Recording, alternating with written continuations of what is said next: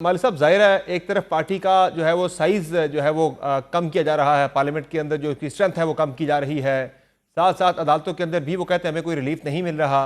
तो अब तहरीक इंसाफ तो ज़ाहिर है इस वक्त फिर एक दोराहे पर खड़ी है कि आया उसने फिर से मुफाहमत के ट्रैक पर जाना है, जहाँ उसे बहुत कम कुछ मिलने की उम्मीद है, अपना सियासी एक जो स्टैंड है उस पर भी कॉम्प्रोमाइज़ करके, या दूसरा रास्ता एक मुजामत का, मुजामत एक तगड़ी मुजामत का। ज़ाहिर है वो जो अब तक हमने देखी है मुजामत वो वाली तो नहीं है कि जिसमें आधा तीतर आधा बटेर के वो समर प्रोटेस्ट है भी मज़ामत नहीं है, कैसे तो होगी? क्या करे मुझे फिर एक वो? बात बताएं। अगर आपने मेरे पे हमला करना है, पहले आप अपनी फौज तो तैयार करेंगे ना। फौज आपकी जंग में तैयार नहीं होती, फौज पीस टाइम में तैयार होती। मेरा तो ख्याल है कि इस वक्त ये जो 2-4 महीने हैं जिसमें भी मुकदमात चल रहे हैं, चीजें हो रही हैं, इसमें बजाय पार्टी की रिसोर्सेज और ताकत बेमानी तहरीकों में ज़ाया करने के बजाय, अगर ये खान साहब इस टाइम पे पार्टी को ऑर्गेनाइज करें, उसको प्रॉपरली रीस्ट्रक्चर करें, जो लोग पॉलिटिकल लोग हैं उनको फ्रंट पे लाएं, लॉयर्स मुकदमात लड़ें। लॉयर्स की पॉलिटिकल सेंस और है, इनके पास बड़े बड़े अच्छे पॉलिटिकल लोग अभी भी मौजूद हैं, पॉलिटिकल आगे लाएं। मुझे आप एक बात बताएं, जो इनके अंदर मेन पॉलिटिकल लीडर्स हैं,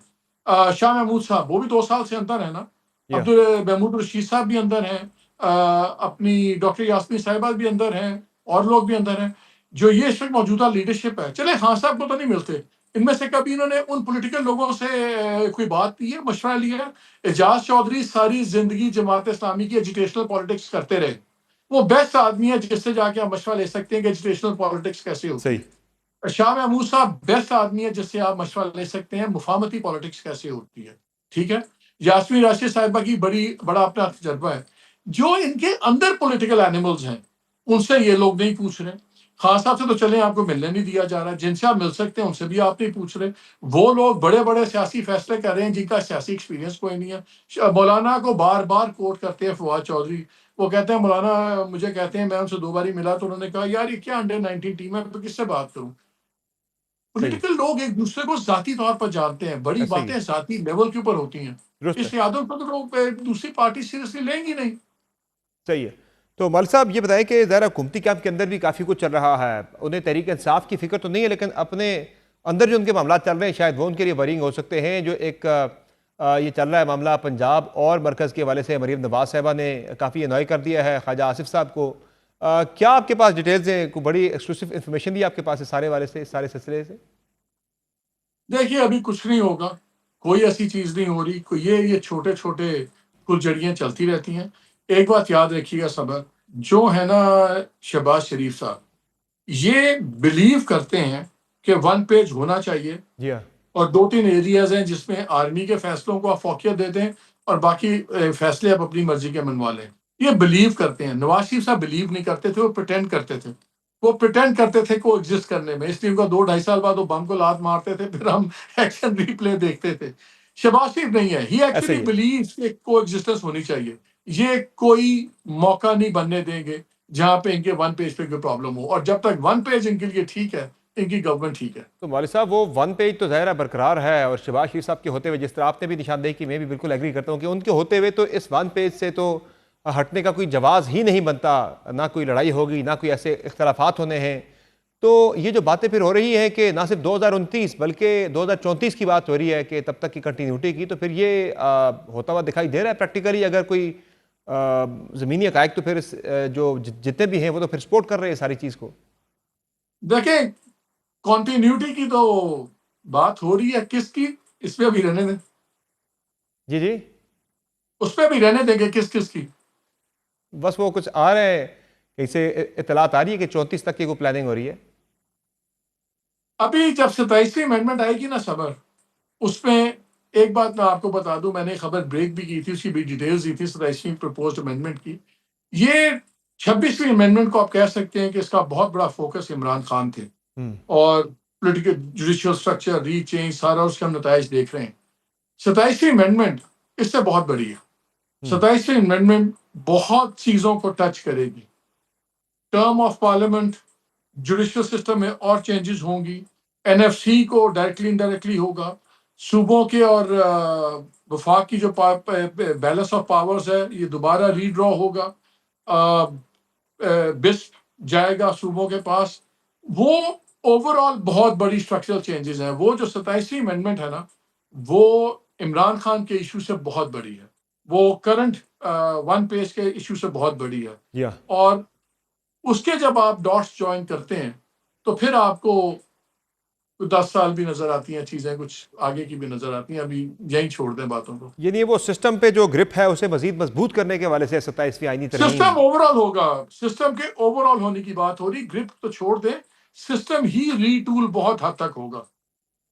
लेकिन मलिक साहब, जो आपने बात की एनएफसी के वाले से, वो मुझे याद है बाजवा साहब भी कहा करते थे कि इस एनएफसी के साथ, इस जो तकसीम है सूबों और वफाक के दरमियान, इसके साथ तो पाकिस्तान चल ही नहीं सकता। ये हर सूरत में रिवाइज होना चाहिए। मैं आपको दो लेकिन बड़े उधर जो पॉइंट्स पीपल्स बता पार्टी देता है, हूं। पीपल्स पार्टी जो है जिसके सहारे ये हुकूमत खड़ी थी अब तक, वो तो बड़े क्लियर है कि 27वीं, वो तो कहते हैं कि 18वीं आईनी तरमीम के अंदर पर्टिकुलरली जो एनएफसी का मामला है, इस पर तो हम जरा भी 1% भी इससे ऊपर नीचे नहीं होने देंगे। मसलन एनएफसी में जो 3-4% एक्स्ट्रा जाता है, मुझे आप एक बात बताएं, पाकिस्तान में वाटर क्राइसिस है, बिल्कुल है। जंग आपकी पानी के ऊपर तैयार खड़ी भी है। बिल्कुल। इंडिया ने खुला कहा है कि हम पानी रोकेंगे। इस वक्त पाकिस्तान की सबसे बड़ी प्रायोरिटी है कि आपके पानी के स्टोरेज डैम्स बने, 5-6 डैम्स बने, 5-6 हज़ार अरब चाहिए उसके लिए। अगर ये एनएफसी का जो 4-5% एक्स्ट्रा दाएं बाएं जा रहा है, अगर कल का वाटर इमरजेंसी लगती है 27वीं अमेंडमेंट के तहत, एक वाटर फंड क्रिएट होता है और कहा जाता है कि ये जो पैसे एक्स्ट्रा जा रही हैं ये वाटर फंड में डाल दें, उसमें कौन सा सूबा क्या करेगा? सही। आपका एनएफसी भी नहीं छिड़ेगा, लेकिन आपके वो पैसे एक पर्टिकुलर प्रोजेक्ट में चले जाएंगे जो जिसके लिए आपको 5-6 हज़ार अरब चाहिए। नंबर वन, 800 तकरीबन 8,000 प्लस अरब, 875 बिलियन हर साल आपको बिस्क पे लिए चाहिए, बेसिक इनकम सपोर्ट प्रोग्राम के लिए। और वो सूबों को अगर शिफ्ट हो जाता है कि सूबे उसको फंड करें, क्योंकि at the end of the day वो सूबों के रिहायशियों की बेहतरी के लिए है ना, वो या कोई फेडरेशन के, फेडरल गवर्नमेंट के तो ऐसा ही है। वो सिटीजन नहीं है, वो सूबों के हैं। तो 875 अरब ये निकलता है। ये भी अगर 27वीं अमेंडमेंट इसको प्रोविंशलाइज कर देती है, इसमें कौन क्या बोल सकता है? इसी तरह बहुत से कदम ऐसे हैं कि जहां पे आप 18वीं अमेंडमेंट को छेड़े बगैर भी कुछ और तरीकों से बहुत कुछ कर पाएंगे। और जो एक मैंने खबर दी थी लिस्टें बनने की 2000 अरब वाली डेवलपमेंट स्कीम्स और उन सब के ऊपर, तो भैया लिस्टें फिर काम आती हैं ना, हम्म। जब कोई वोटिंग इंपॉर्टेंट हो, कोई 8वीं अमेंडमेंट हो, कोई 12वीं अमेंडमेंट हो, कोई 27वीं अमेंडमेंट हो, तो फिर लिस्टों में बड़े बड़े लोगों के नजरियात बदल जाते हैं। जी हाँ। सो बहुत कुछ हो रहा है समर इस वक्त। और ये दिसंबर जनवरी बड़े ही इंपॉर्टेंट महीने होंगे पाकिस्तान के लिए। तो मलिक साहब, ये जो ख्वाजा आसिफ साहब ने एक जो नया पेंडोरा बॉक्स खोला है ब्यूरोक्रेसी के वाले से, कल अता तारक साहब हमारे प्रोग्राम में थे, वो भी एंडोर्स कर रहे हैं। वो कह रहे हैं बिल्कुल ऐसा ही, ऐसी ही कुछ डिटेल्स हमारे तक पहुंची हैं। और जो जिन लोगों ने प्रॉपर्टीज़ बनाई हैं वो कह रहे हैं ऐसे कुछ ब्यूरोक्रेट्स की लिस्ट हमारे पास आई है, और उनमें कुछ हाज़र सर्विस ब्यूरोक्रेट्स भी शामिल हैं। वो कह रहे हैं मुनासिब वक्त पर वो डिटेल्स हम सामने लाएंगे जब तक वो तमाम तहकीकात हो जाती हैं। यानी ये तो बड़ा एक सीरियस मैटर है जिस पे ख्वाजा साहब ने जिसकी तरफ निशानदेही की है। खबर क्या, ये आपके लिए भी खबर थी, मेरे लिए खबर थी, नहीं, हमें नहीं बिल्कुल। पता? जी क्या जी। आप नहीं जानते बहुत से ब्यूरोक्रेट्स हो? क्या आप नहीं जानते कि किसने क्या क्या बनाया हुआ है? हम इसलिए बात की नहीं कर सकते कि हमारे पास उसका डॉक्यूमेंट्री एविडेंस नहीं है। ऐसा ही है। और पीछे होते हुए तो हमें वैसे ही टांगने के बहाने ढूंढते हैं सारे। सबूत मिल जाएंगे तो हम भी दे देंगे। ये तो बड़ी हकीकत है। और ख्वाजा साहब जरा मूडी आदमी है, जिस दिन गुस्सा है वो बहुत ज्यादा बोल जाते हैं। और लेकिन बात गलत तो नहीं है, बात तो 100% ठीक जी है। हाँ। इसमें इसमें बहस तो हो ही नहीं सकती। हम तो ये उम्मीद कर सकते हैं कि जो बात, बल्कि तारड़ साहब ने तो ज्यादा खतरनाक बात की है जी जो हाँ। आप मुझे बता रहे हैं। जी हाँ। उन्होंने कहा कि जी स्पेसिफिक इंफॉर्मेशन है, बिल्कुल लाएं सामने, और ये होना चाहिए। और आपको याद है जब एक बार ये रिफॉर्म्स हो रही थी सिविल सर्विस की, तो उसमें ये भी एक प्रपोजल आया था, मेरा ख्याल है शायद इशरत हुसैन साहब की थी, या उसके बाद वाला जो डॉक्यूमेंट बना था, जी जी। कि जी ग्रेड, कम अज कम ग्रेड 20 ऑनवर्ड्स तमाम एसेट्स डिक्लेयर होने चाहिए, और पब्लिक एसेट होने चाहिए तमाम टॉप बिल्कुल। ब्यूरोक्रेट्स के। बिल्कुल ऐसे ही है। बिल्कुल होने चाहिए, क्यों नहीं होने चाहिए? आप मुझे बताएं, कितनी तनख्वाह होती है ग्रेड 20-21 वाले बंदे की? आपने फैमिलीज का उनका शाहाना लाइफस्टाइल देखा? आपने देखा कि वो कैसे रहते हैं, कैसे नहीं रहते? सो ये बातें तो बिल्कुल रोजे अया हैं। अब सब पे अब किसी ने बात कर दी है तो उस पे लोग नाराज हो रहे हैं। इट्स अ फैक्ट, इसमें कोई ऐसी डरा नहीं। और जो बहुत आपने, ईमानदार लोग हैं, बहुत ईमानदार लोग हैं, लेकिन ईमानदार लोग होने का मतलब ये नहीं कि बहुत से दूसरे नहीं हैं। उन्होंने भी ये जी नहीं हाँ, कहा सारे हैं, उन्होंने कुछ कहा की जी बात हुई है, करीबन ज़ाहिर है। आधे। जी हाँ। सो आई एग्री विद हिम। वो ख्वाजा साहब जो है वो नाराज़गी की वजह उनकी तो मरीम नवाज साहब बताई जा रही है। वो ब्यूरोक्रेसी पे उन्होंने सारा गुस्सा निकाल दिया। मुझे मुझे फ्रैंकली नहीं पता, मैं किसी ऐसी बात पे कमेंट नहीं करूंगा जिसका मैं जाती तौर पे नहीं हूँगा। ख्वाजा साहब से जब बात होगी तो जरूर पूछ लूंगा, फिर मैं आपसे शेयर कर लूंगा। मेरी उनसे अपनी कल तो बात हुई थी, वो ये कह रहे थे कि ये जो सब जो चल रही हैं खबरें ये सब गलत हैं। उन्होंने अपना ट्वीट मेरे साथ शेयर किया था जिसमें उन्होंने डिनाई भी किया है कि ये अपनी ज़ाती ख्वाहिश को खबर बनाया गया है। वो कह रहे हैं ऐसा कुछ भी नहीं है, जो बातें की जा रही हैं सोशल मीडिया के ऊपर उनके हवाले से। We have to take his word for it. जब तक हमें कोई और चीज ना पता हो तो we have to take his word for it. सही है।